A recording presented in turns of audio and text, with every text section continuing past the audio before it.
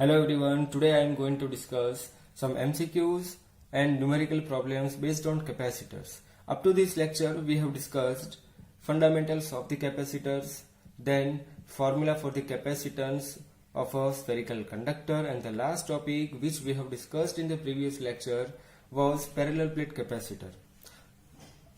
अब तक जितने भी फॉर्मूलाज हमने डिराइव किए उसी फॉर्मूलाज के बेसिस पे हम लोग न्यूमेरिकल स्टार्ट करेंगे. And before starting the numericals we will discuss formulas which are going to be used in MCQs और numerical problems in this lecture. So ये मेथड आपको भी फॉलो करनी है जब भी न्यूमेरिकल्स और एमसीक्यू स्टार्ट करो. सबसे पहले जितने भी कंसेप्ट आपने स्टडी किए उस सारे कंसेप्ट में जो भी फॉर्मूला आपने यूज किए या फिर जो भी फॉर्मूला डिराइव किया उस सारे फॉर्मूलाज को लिस्ट में इंक्लूड करो और पूरे चैप्टर की एक लिस्ट बनानी होगी आपको.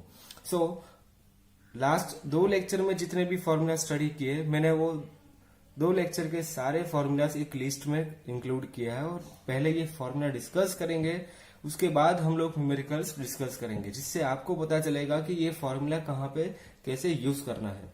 सो the first formula which we have discussed in the first lecture of the capacitor, capacitance is equal to Q by V. On the basis of this formula we can also calculate charge which is stored on the capacitor. Q is equal to CV. Then the second formula is V is equal to E into D. ये जो formula है potential is equal to electric field into distance, ये formula हमने already derive किया था जब हमने study किया था relation between electric field and electric potential. Then E is equal to sigma upon 2 epsilon 0. This is the electric field due to infinite plane from chapter number 1. अब इसी electric field का formula हमने use करके capacitor की 2 plate के बीच में मतलब जो थर्ड रीजन में हमने इलेक्ट्रिक फील्ड कैलकुलेट की थी इसका फॉर्मूला था E is equal to sigma upon epsilon 0. ये पॉइंट हमने already previous lecture. C is equal to epsilon 0 A by D. This is the formula which we have derived in the previous lecture. This is the capacitance of the parallel plate capacitor. On the basis of this formula, the relation C is directly proportional to A, which is very useful. Then C is inversely proportional to D, and the last one, C is directly proportional to epsilon. मतलब capacitance की value permittivity के ऊपर भी depend करेगी. In the next lecture we will discuss how dielectric medium affect the capacitance of the parallel plate capacitor. So ये जो permittivity का जो रिलेशन होगा वो हम लोग नेक्स्ट जब भी थियरी लेक्चर स्टार्ट करेंगे उसमें ये डिस्कस करेंगे. और उसके बाद इसके बेसिस पे भी बहुत सारे एमसीक्यूज आपको आ सकते हैं बोर्ड एग्जाम में या फिर कोई भी एंट्रेंस एग्जाम में. तो ये इंपॉर्टेंट टॉपिक जो हमने बाद में डिस्कस करना है इसके बाद वाले लेक्चर में. Then surface charge density sigma is equal to charge upon area. And the last formula C is equal to 4 pi epsilon 0 R. ये फॉर्मूला हमने डिराइव किया था स्फेरिकल कंडक्टर के लिए. अब कैपेसिटर हमने जो कंसेप्ट था जो भी फंडामेंटल्स था वो पूरा स्टडी कर लिया. अब कैपेसिटर जब सर्किट में यूज होता है तो उसका बेसिक सिंबल हम लोग कौन सा यूज करते हैं. तो कैपेसिटर को सिंबलाइज करने के लिए ये हमारे पास 2 अलग अलग तरीके सिंबल्स है. फर्स्ट जो है ये फिक्स्ड कैपेसिटर का ये सिंबल होता है और सेकेंड जो वेरिएबल, इसका मतलब को इस कैपेसिटर को हम लोग चेंज कर सकते हैं. ये वेरिएबल कैपेसिटर का सिंबल है. ये दोनों सिंबल्स आपको जब हम लोग सर्किट स्टार्ट करेंगे इस चैप्टर के अंदर पैरेलल और series combination of the capacitor, तब ये दोनों सिंबल आपको एग्जाम में या फिर दोनों सिंबल आपको न्यूमेरिकल्स में दिखेंगे. तो ये दोनों सिंबल आपको याद रखने हैं. ये सिंबल सिंबलाइज करेगा कि कैपेसिटेंस की वैल्यू फिक्स है और जब भी ये सिंबल दिखेगा तो आपको समझना है कि इस कैपेसिटर की वैल्यू हम लोग चेंज कर सकते हैं. It means which is variable. So ये सारे फॉर्मूलाज हम लोग यूज करेंगे आज के क्लास के अंदर जब हम लोग एमसीक्यूज और न्यूमेरिकल प्रॉब्लम सॉल्व करेंगे. अब जब न्यूमेरिकल स्टार्ट करेंगे इससे पहले एक पॉइंट जो डिस्कस करना था मुझे कि मैंने आपको बताया था कैपेसिटेंस की वैल्यू ऑलवेज माइक्रोफेराड पिकोफेराड में ही पॉसिबल है. और हमने अर्थ के लिए कैपेसिटेंस का फॉर्मूला भी और उसकी वैल्यू भी डिराइव की थी. उसका आंसर आया था 711 माइक्रोफेराड. तो इतने बड़े अर्थ के लिए भी कैपेसिटेंस की वैल्यू माइक्रोफेराड में है. तो हम लोग क्यों 1 फेराड चार्ज 1 फेराड कैपेसिटेंस नहीं बना सकते, क्यों हम लोग इतने चार्ज स्टोर नहीं कर पाएंगे. तो इसका एक कैलकुलेशन मैंने आपको बेसिक दिखाने वाला हूं अभी. तो ये कैलकुलेशन देख लेते, इसके बाद हम लोग न्यूमेरिकल स्टार्ट करेंगे। Why C is equal to 1 farad is a very large value. 1 farad capacitance मतलब बहुत ही लार्ज वैल्यू हो जाएगी। ये मैंने आपको स्टार्टिंग में जब कैपेसिटर स्टार्ट किया था तब भी बोला था, और हम लोग नॉर्मली जब भी न्यूमेरिकल सॉल्व करेंगे ऑलवेज हमें कैपेसिटेंस की value micro farad, nano farad या फिर पिको फेराड में मिलेगी। सो अगर हम लोग ले लेते हैं कि C is equal to 1 farad possible है, मान लेते हैं ये चीज। D is equal to 1 mm, मतलब distance between two plates 1 mm लिया। एप्सिलॉन जीरो की वैल्यू हमें पता है 8.85 इंटू 10⁻12 कूलम स्क्वायर पर newton metre square. Then what will be the area of the plate. Area क्या हो सकता है इस प्लेट का जब हम लोग कैपेसिटेंस 1 फेराड यूज करने वाले हैं। अगर सपोज हमने 1 फेराड कैपेसिटेंस वाला एक कैपेसिटर बना लिया तो उस कैपेसिटर का एरिया क्या हो सकता है। C is equal to epsilon zero A by d, जो हमने फॉर्मूला डिराइव किया पैरेलल प्लेट कैपेसिटर के लिए। इसी फॉर्मूला का यूज करके हम लोग कैलकुलेट करेंगे area. Then area is equal to C into d upon epsilon zero. Now substitute the values given. C is equal to 1 farad, D is equal to 1 mm which is equal to 10⁻³ metre, तो 10⁻³ and epsilon zero 8.85 into 10⁻12। इसका answer almost equal to आ गया 10⁻10 metre square. अब इतनी large plate अर्थ के surface पे form करना जिसका कैपेसिटेंस हो जाएगा 1 farad, which is not possible. तो यही रीजन है कि हम लोग इतने एरिया वाली कोई प्लेट फॉर्म ही नहीं कर सकते कि जिसका कैपेसिटेंस 1 फेराड होगा। तो इसीलिए हमें ऑलवेज कैपेसिटेंस की वैल्यू माइक्रो, पिको फेराड या फिर नैनो फेराड में ही मिलेगी। So this is the reason. अब हम लोग न्यूमेरिकल स्टार्ट करेंगे कैपेसिटर के टॉपिक पे। An isolated sphere has a capacitance 50 picofarad. Calculate its radius, and the second part, how much charge should be placed on it to raise its potential to 10⁴ volt. हमें isolated sphere दिया जिसका capacitance कितना है 50 picofarad. Calculate its radius, radius हमें calculate करना है। अब isolated sphere, इसी वर्ड से पता चलेगा कि ये स्फेरिकल कंडक्टर की बात कर रहे हैं। अगर स्फेरिकल कंडक्टर का कैपेसिटेंस दिया है तो इसकी रेडियस हम लोग कैलकुलेट कर पाएंगे, because we know the formula C is equal to 4πε0 r। तो पहला आंसर ये आ जाएगा। Then how much charge should be placed on it to raise its potential to 10⁴ volt. मतलब हमें कितना चार्ज स्टोर कर सकते हैं कि जिसकी वजह से इसका पोटेंशियल कितना हो जाएगा 10⁴ वोल्ट। तो हमें चार्ज की वैल्यू भी कैलकुलेट करनी है। सो बहुत ही सिंपल न्यूमेरिकल है ये। पहली चीज हमें जो गिवन है C is equal to 50 picofarad, it means 50 into 10⁻12 farad. Calculate its radius, तो रेडियस के लिए फॉर्मूला कौन सा हम लोग यूज करेंगे, C is equal to 4πε0 r। Therefore radius is equal to C upon 4πε0। अब 1/4πε0 मतलब ये कूलम कांस्टेंट हो जाएगा, तो मैं डायरेक्ट वैल्यू इसका पुट करूंगा 9 इंटू 10⁻9। तो डायरेक्ट वैल्यू पुट की और C की वैल्यू गिवन, तो 50 इंटू 10⁻12 इंटू 1/4πε0 मतलब 9 इंटू 10⁻9। सो फाइनल आंसर आ जाएगा 45 इंटू 10⁻2 मीटर और 45 सेंटीमीटर। तो इतने रेडियस का हम एक स्फीयर बनाएंगे जिसका कैपेसिटेंस होगा 50 पिकोफेराड। तो ये फर्स्ट आंसर हमने कैलकुलेट किया। Now the second one, charge की वैल्यू कैलकुलेट करनी है और पोटेंशियल हमें दिया है क्वेश्चन के अंदर 10⁴ volt. So V is equal to 10⁴ volt हो जाएगा और कैपेसिटेंस का आंसर यहां से कैपेसिटेंस का वैल्यू हमने फर्स्ट क्वेश्चन में ही दिया है 50 पिकोफेराड। सो डायरेक्टली हम लोग कैपेसिटेंस का फॉर्मूला यूज करेंगे C is equal to Q by V। Then Q is equal to क्या हो जाएगा C into V and Q is equal to CV। C मतलब 50 पिकोफेराड एंड वोल्टेज जो दिया हमें पोटेंशियल 10⁴। तो चार्ज का आंसर आ जाएगा 50 into 10⁻8 coulomb which is equal to 0.5 into 10⁻6 coulomb और 0.5 micro coulomb.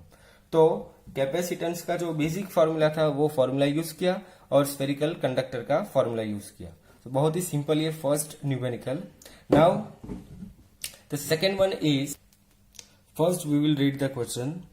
27 spherical drops of radius 3 mm and carrying 10⁻12 coulomb of charge are combined to form a single drop. Find the capacitance and potential of the bigger drop. ये एक important MCQ है because हमने same MCQ potential के लिए भी derive किया था further.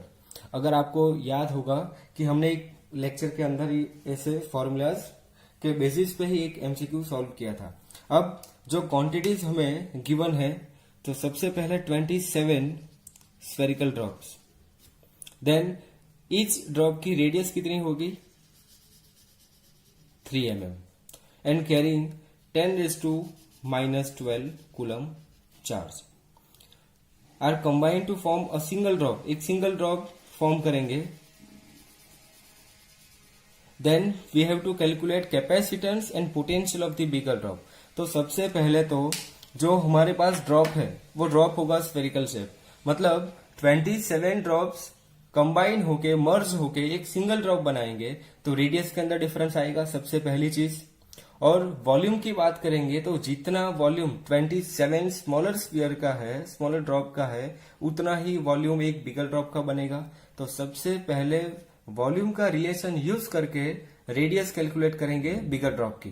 So first small r and capital R be the radii of the small and bigger drop. तो पहले ही हमने स्मॉल आर और कैपिटल आर को इंडिकेट कर लिया जो रेडियस डिफाइन करेगी स्मॉलर एंड बिगर ड्रॉप के लिए.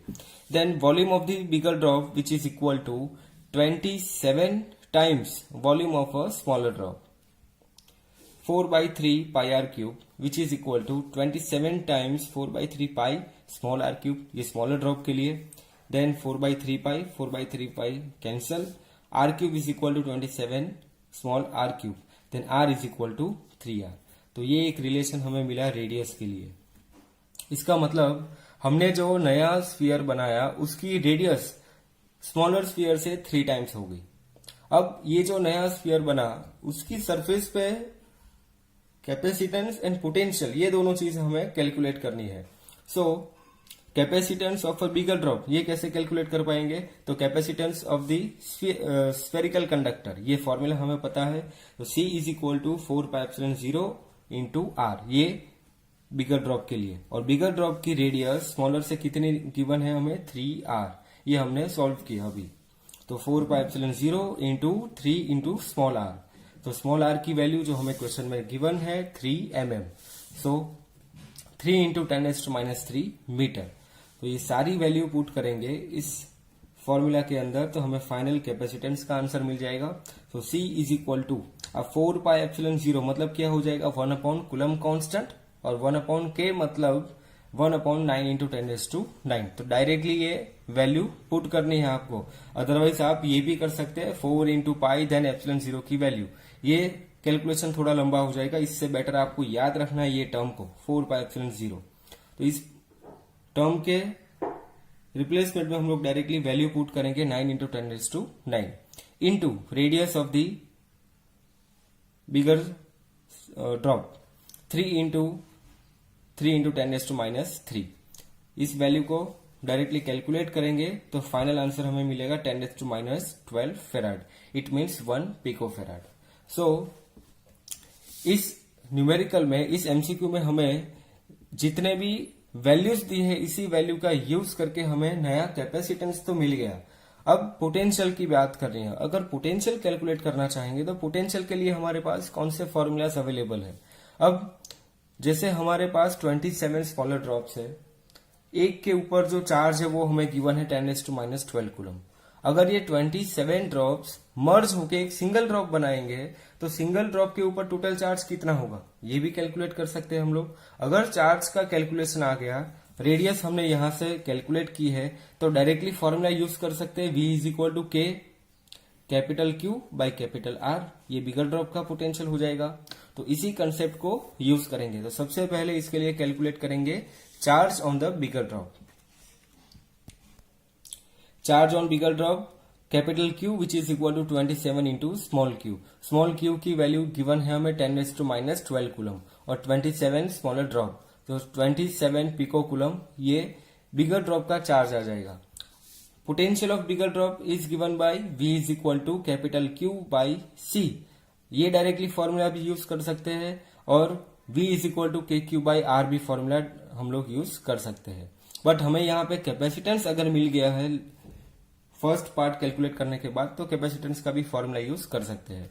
सो V is equal to Q by C which is equal to 27 into 10⁻⁻12 upon capacitance की वैल्यू हमने कैलकुलेट की 10⁻12 which is equal to 27 volt. So potential जो आया हमारा बिगर ड्रॉप का वो 27 वोल्ट आया। तो ये हमारा फाइनल आंसर पोटेंशियल के लिए, और कैपेसिटेंस का फाइनल आंसर 1 पिकोफेराड। सो इस एमसीक्यू के अंदर, इस न्यूमेरिकल के अंदर हमें रेडियस मतलब वॉल्यूम का एक रिलेशन याद रखना होगा। इस टाइप के क्वेश्चंस बोर्ड एग्जाम में या फिर आपके कॉम्पिटिटिव एग्जाम में आ सकते हैं। तो आपको सबसे पहले वॉल्यूम का रिलेशन पता होना चाहिए। On the basis of this relation we can calculate radius of the bigger drop. अगर रेडियस मिल जाएगी तो देन हम लोग चार्ज भी कैलकुलेट कर सकते हैं, और उसके रिलेटिव जितनी भी क्वांटिटी हमें क्वेश्चन में पूछी जा सकती है वो सारी कैलकुलेट हो सकती है। तो ये एक बेसिक रिलेशन आपको याद रखना है जब भी आपको इस टाइप के न्यूमेरिकल्स पूछे। So now the next one is MCQ number 3। First we read the question. N drops of mercury of equal radii and possessing equal charges combine to form a bigger drop. Compare the charge, capacitance and potential of bigger drop with the corresponding quantities of individual drops. मतलब इस MCQ में, इस numerical में हमें सिर्फ relation derive करने हैं।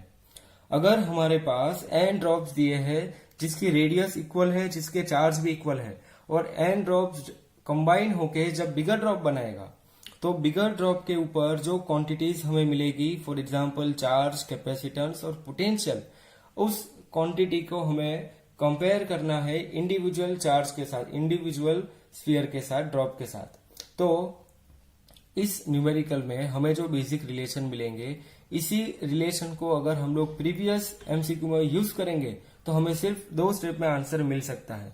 तो ये जो एमसीक्यू, ये जो न्यूमेरिकल में डिस्कस करने वाला हूं, इससे आपको शॉर्टकट फॉर्मूलाज मिलेंगे। तो ये न्यूमेरिकल आपको बहुत ही अच्छे से प्रिपेयर करना है, बिकॉज हमें रिलेशन मिलेगा bigger drop and smaller drop के बीच का, जहां पे हम लोग कंपेयर करेंगे charge, capacitance and potential. So the quantities we have given n identical drops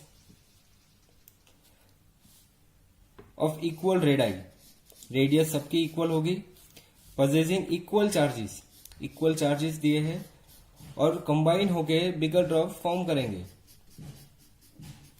then compare charge, capacitance and potential. इस तीनों क्वांटिटी का हमें रिलेशन फाइंड आउट करना है। तो मैंने आपको प्रीवियस लेक्चर में ही बताया, जब भी आपको ऐसे n ड्रॉप्स या फिर 27 ड्रॉप्स, 64 ड्रॉप्स, ऐसा कोई भी न्यूमेरिकल आए तो सबसे पहले आपको रिलेशन पता होना चाहिए रेडियस का। सो पहले हम लोग क्वांटिटी डिफाइन कर लेते हैं। Let small q be the charge on each small drop and small r its radius. मतलब हमने स्मॉल q और स्मॉल r से चार्ज एंड रेडियस को डिफाइन किया है स्मॉलर ड्रॉप के लिए। Capacitance of each small drop, smaller drop के लिए कैपेसिटेंस कितना हो जाएगा, हमारे पास n ड्रॉप्स है, अगर एक स्मॉल ड्रॉप के लिए कैपेसिटेंस पता होगा तो ये फॉर्मूला हमें पता है 4πε0r। तो ये सिंगल ड्रॉप का कैपेसिटेंस का formula. Then potential of each drop, एक ड्रॉप का पोटेंशियल कितना हो जाएगा, V is equal to Q upon 4πε0 into small r। तो जब भी स्मॉलर ड्रॉप के लिए कैलकुलेशन करेंगे तो आपको ये पॉइंट दोनों पता होना चाहिए, स्मॉल q किसके लिए इंडिकेट किया, स्मॉल r। तो इसी सिंबल के बेसिस पे हमने पोटेंशियल जहां पे स्मॉल r यूज किया और कैपेसिटेंस जहां पे स्मॉल r यूज किया। तो ये चीज इंडिकेट करेगी ये स्मॉलर ड्रॉप के लिए। अब नेक्स्ट रेडियस का रिलेशन हम लोग फाइंड करेंगे, मतलब बिगर ड्रॉप और स्मॉलर ड्रॉप की रेडियस का क्या रिलेशन हो सकता है। So volume of the bigger drop which is equal to n times volume of the smaller drop. ये कॉन्सेप्ट हमने प्रीवियस एमसीक्यू में डिस्कस किया था। Now 4/3π cancel, then r cube is equal to n times small r cube, then capital R is equal to n⁻⁻³ into small r। अगर ये relation हमें directly पता होगा तो प्रीवियस लेक्चर में जो हमने पूरा कैलकुलेशन दिखाया वो कैलकुलेशन सिर्फ एक स्टेप में कंप्लीट हो सकता था। अगर हमें ये रिलेशन पता है रेडियस का n⁻⁻⁴, देन हमें प्रीवियस लेक्चर में गिवन था प्रीवियस एमसीक्यू में गिवन था 27 आइडेंटिकल ड्रॉप। अगर 27 हमारे पास नंबर गिवन है तो डायरेक्टली ये रिलेशन यूज करेंगे 27⁻⅓ इंटू आर, तो इसका डायरेक्ट रिलेशन आ जाएगा r is equal to 3r। तो हमें ये पूरा कैलकुलेशन दिखाने का टाइम हमारा जो है वो बच जाएगा और डायरेक्टली ये रिलेशन यूज कर पाएंगे। Then charge on bigger drop. अब चार्ज कैसे कैलकुलेट करेंगे, तो हमें पता है एक सिंगल ड्रॉप के ऊपर चार्ज है स्मॉल क्यू, ऐसे n ड्रॉप्स मर्ज होकर एक सिंगल ड्रॉप बनाएंगे तो सिंगल ड्रॉप के ऊपर चार्ज कितना हो जाएगा n times small q. So capital Q dash is equal to n into small q, then Q dash by Q is equal to relation हो जाएगा n। तो यहां से चार्ज का डायरेक्ट रिलेशन मिल जाएगा। अगर हम n ड्रॉप्स को कंबाइन करेंगे, मर्ज करेंगे और सिंगल ड्रॉप बनाएंगे तो सिंगल ड्रॉप का चार्ज होगा n टाइम्स। अगर हम 27 ड्रॉप को मर्ज करना चाहेंगे तो 27 टाइम्स, 64 ड्रॉप्स को कंबाइन करना चाहेंगे तो 64 टाइम्स चार्ज हो जाएगा। तो चार्ज का तो डायरेक्टली रिलेशन मिल गया n टाइम्स, रेडियस का रिलेशन मिला n⁻⅓। Now the next quantity is capacitance. Capacitance of the bigger drop. Bigger drop के लिए कैपेसिटेंस को हमने सिंबलाइज किया है C डैश से। C dash is equal to 4πε0 into capital R। ये बिगर ड्रॉप का रेडियस हो जाएगा। बिगर ड्रॉप का रेडियस जो स्मॉलर ड्रॉप से कितना होता है n⁻⅓ टाइम्स, जो हमने अभी प्रूव किया। Then 4πε0 n⁻⅓ into small r, then 4πε0 r which is equal to capital C, smaller drop का कैपेसिटेंस, जो हमने ऑलरेडी स्टार्टिंग में ही गिवन क्वांटिटी के साथ ही लिखा था। इसलिए हमने ये R को इसके साथ मर्ज करके ये एक रिलेशन साइड पे रखा 4πε0 r इंटू n⁻⅓, और ये 4πε0 स्मॉल r ये इंडिकेट करेगा capacitance of a single drop. Then C dash is equal to n⁻⅓ into capital C। तो यहां से कैपेसिटेंस का रिलेशन मिला हमें। अगर हमारे पास n ड्रॉप्स है तो उसका कैपेसिटेंस बिगर ड्रॉप से कितना हो जाएगा n⁻⅓। मतलब बिगर ड्रॉप का जब भी आपको कैलकुलेशन पूछे कैपेसिटेंस का तो हम लोग डायरेक्टली लिख सकते हैं n⁻⅓ times capacitance of the smaller drop. अगर हमें 27 ड्रॉप्स दिया है तो 27 ड्रॉप्स के लिए हम लोग ये कैलकुलेट करेंगे तो 27⁻⅓ मतलब 3 टाइम्स। इसका मतलब ये हो गया कि बिगर ड्रॉप का कैपेसिटेंस स्मॉलर ड्रॉप से 3 टाइम्स ज्यादा है। तो ये रिलेशन भी हम लोग डायरेक्टली कैलकुलेट कर सकते हैं। तो प्रीवियस एमसीक्यू में भी ये रिलेशन यूज करेंगे तो एक स्टेप में ये कैलकुलेशन हो जाएगा।